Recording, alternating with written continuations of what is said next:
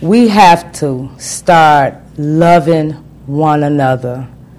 The things I've been seeing this week, it has really, really touched my heart just to see our young people as well as our law enforcement losing their lives.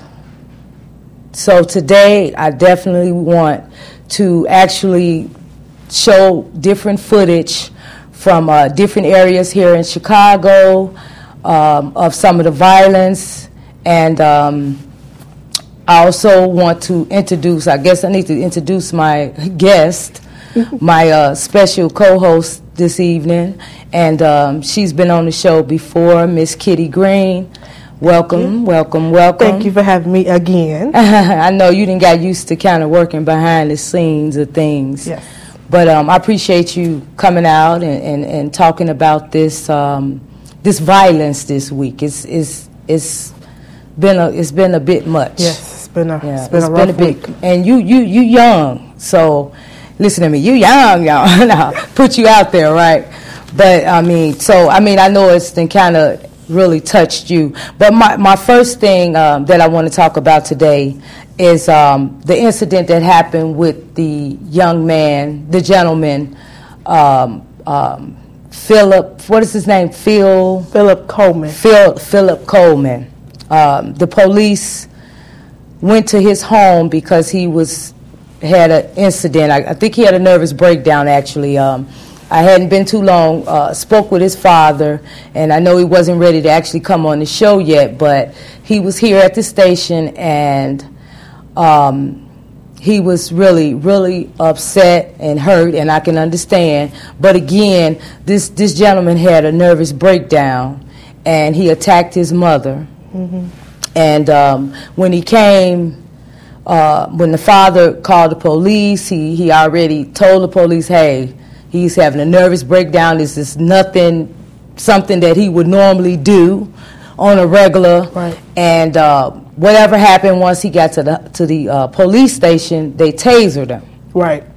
From the police station, he ended up at the hospital, and then he passed away. Right.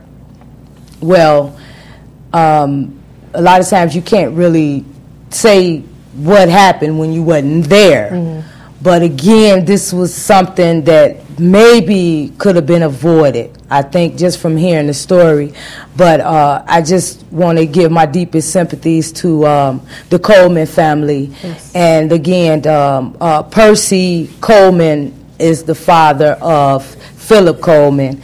And the funeral will be held Friday at 1 o'clock at Trinity Church on 95th. Mm-hmm. Right? Yeah. At Trinity Church on 95th. The funeral again for Philip Coleman will be held Friday at 1 p.m. at Trinity Church. Man, that is just so sad. I'm just looking at his picture. Such a nice looking young man. And sometimes, I know I was at a dealership last week, and that's partially used to be part of my career, working with special needs, mental health. And it was a gentleman in the place where I was at. And it was another guy came in that worked there, and he said something that was very disrespectful to everybody that was sitting in that waiting room, okay? Mm. And it was a few other people and myself. We all kind of looked at each other, and we said, wow, this man just came in here and he cursed and just was very disrespectful, okay? Mm-hmm. So it was another guy that was sitting there, had been sitting there quiet. He was in there with his mother, his elderly mother. Mm-hmm. I guess she was getting something did to her car. But the guy just went off. The guy that was sitting there with his mother, he just went off. He said, oh, he was wrong. He was disrespectful. I'm going to go in there and tell somebody. Because the man that came in, he actually worked at the dealership. So he had a point. But, you know, you could tell something was wrong with him. That wasn't something a normal person would do. Right. So he went and got somebody and came back, and the man he was trying to explain to the man what the other man said. And he was just going off, and the man, instead of the man saying, calm down, the man got so upset because obviously he wasn't realizing that it was really, this man had a mental problem. Mm-hmm. He went and got security and had the man and his mother thrown out of there. Wow. And we was trying to tell him, can't you see something wrong with this man? So, I mean, you know, if you don't understand mental health, you maybe shouldn't just jump right off and you know, but again, I wasn't there, you wasn't there, so we can't say really what happened. But again, the Coleman family has my deepest sympathy, and I will keep you all in my prayers. My next story here in Chicago is just, it's been so much. Yeah, it has. And then with the children that's getting killed, they got killed in Connecticut, it's just, you never know when somebody's at that breaking point. Just like the guy that did the killing. You don't know if he was mentally unstable we talking and about stuff. Somebody that was mentally unstable.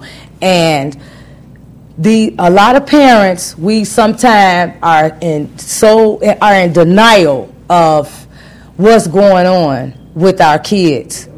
And if you jump on getting help, don't be ashamed.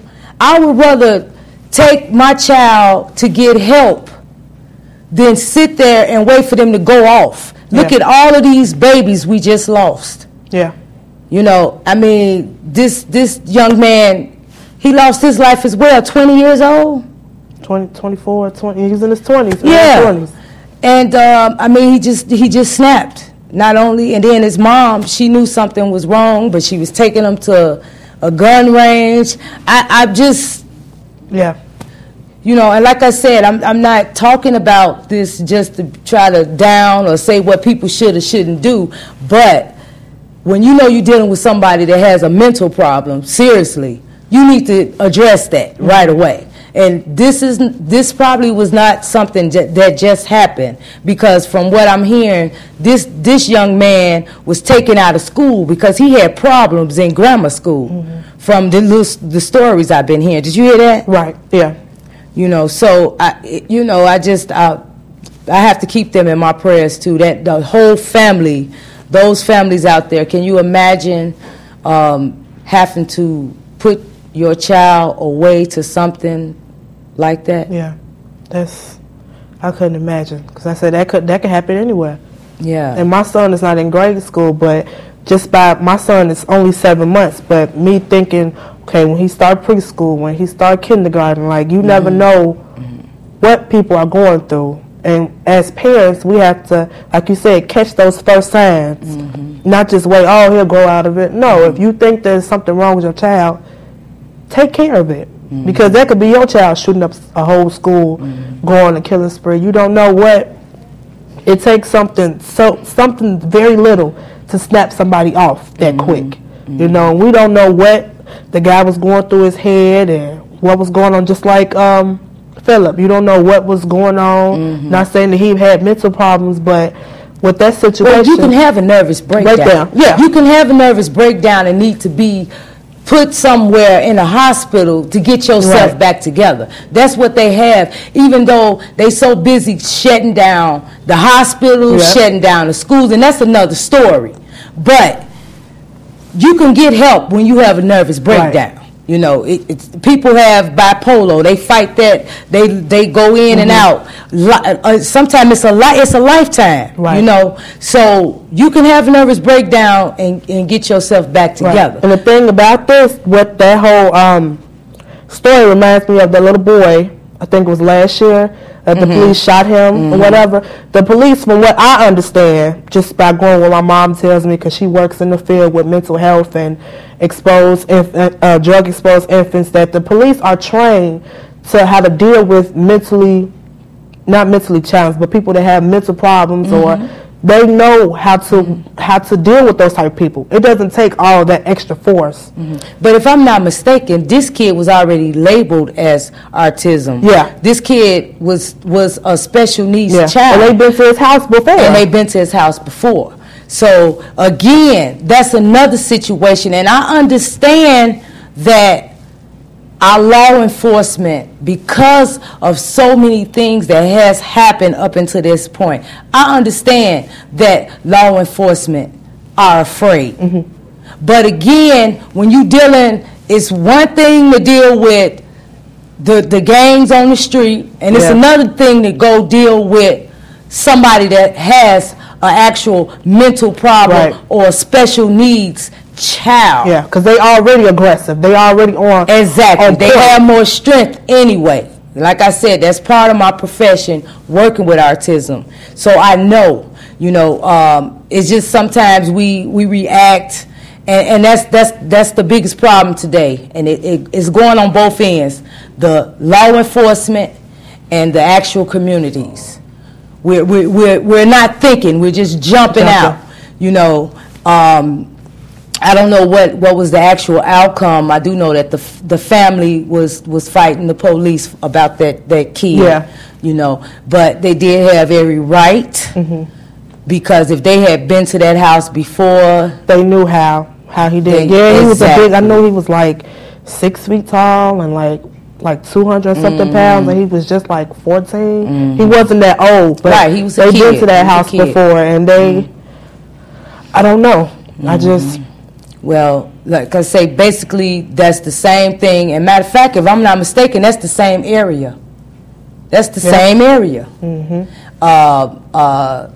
Roseland, that's the same area where Philip was at, because they took him to 111. That's the same police district. Okay, so again, like I said, I really don't know how the whole thing was the true story. But again, it still was a life taken. And it's so much of that going on, especially this week. It's been really crazy. My next thing I want to talk about, this weekend just passed, I got on my computer, and I seen where I had some videos. People were sending me video footage. Well, I guess a lot of people that know I have a TV show. Maybe she wants to, So I hear about the police shooting somebody over on 55th and Ashland. Did you hear that story? Yes, I did. So they say it's a riot. It's a riot. So I get online and I'm looking. I say, oh my goodness, look at this. Well, we definitely going to show some clippings, but I'm trying to figure out, what is this riot all about? What is going on? I didn't miss the whole story, because all I'm seeing is a lot of our people, as well as the law enforcement, in the middle of the street on 55th and Ashland, right here in Chicago. It just was ridiculous. I'm sorry. It was too much going on, especially when majority of those people that was out there. And people, please don't get upset with Queen. I'm just telling you what I saw. And I just thought it was so unnecessary for what I saw. It was just really unnecessary. People was pushing, they was hitting, it was just crazy. We're going to show it. But again, let me go back to how that happened. Do you know the story? You say you know the story. I know a little bit. One of my friends, I saw his Facebook page, and he said, Chicago police done killed my friend and all this other stuff. From what I heard, that this truck driver was getting robbed, or he got robbed by 4 guys, and I guess it was a silver truck, some kind of car, SUV. And I guess when they got on the radio, that there was a silver SUV that robbed this truck driver, and I guess it was the police caught up with it, and the truck hit the pole, and the 4 guys jumped out, and it was one guy that was still in there, and I guess he got hurt, or he was fighting, and I guess he had a flashlight in his pocket. I'm not too sure. So don't think I know what I'm talking about. I really don't know. And they said he had a gun. So the female police officer just automatically just shot him. Either was it in the back? I don't know if it's the chest either way, he got killed. But what's happening is, from what I'm gathering, because I wanted to see how much did you know, and because like I said, I had a lot of emails behind this situation, and they said that the 4 guys jumped out. They was running from the police in the SUV. They hit the pole, and 4 of the guys jumped out, and the 5th guy got hurt from the impact of the accident, so he wasn't moving as fast as the other ones. Right. So the police officer, the male, it was a male and a female. The police officer supposedly called a hold to the guy, and they was wrestling, and the guy was winning over the police. Right. Okay. And the police officer yelled out to his partner as this guy went to attack her, supposedly. Right. Yelled out that the guy had a gun. So she shot him out of fear. Right. Like I said, we wasn't there, so we can't just say what we know for sure. But we do have footage of a lot of stuff that went on out there on 55th and Ashland.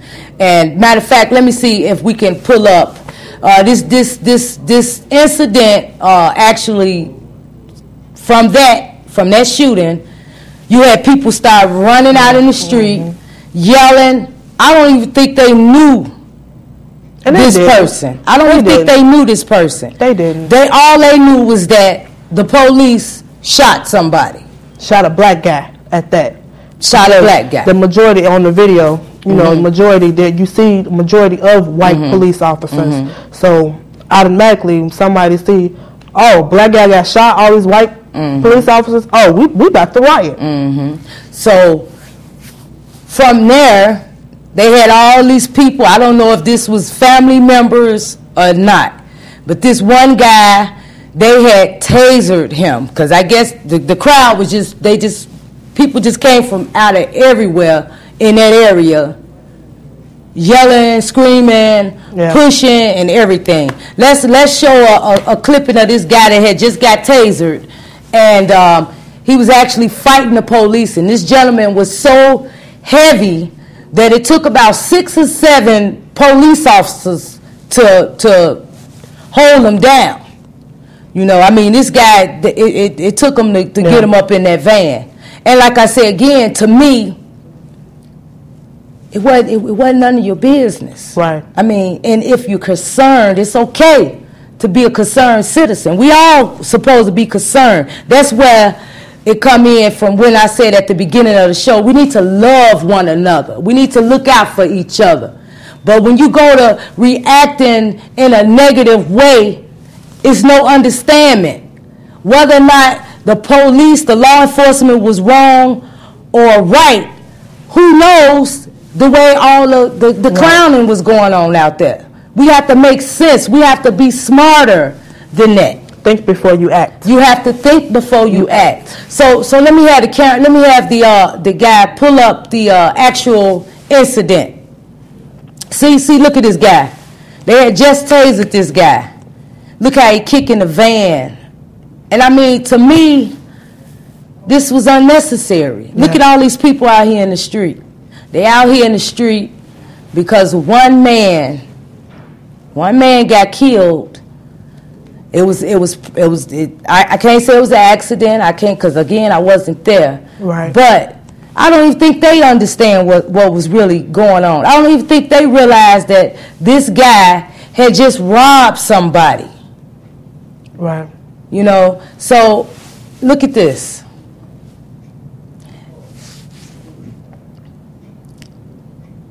Look at how they holding and wrestling with these people, and it's a man that just got shot and killed that they need to be investigating that. Right. But because you all out here clowning, so You can't get the true thing of what happened. Now look at how these police have to be out here with their guns.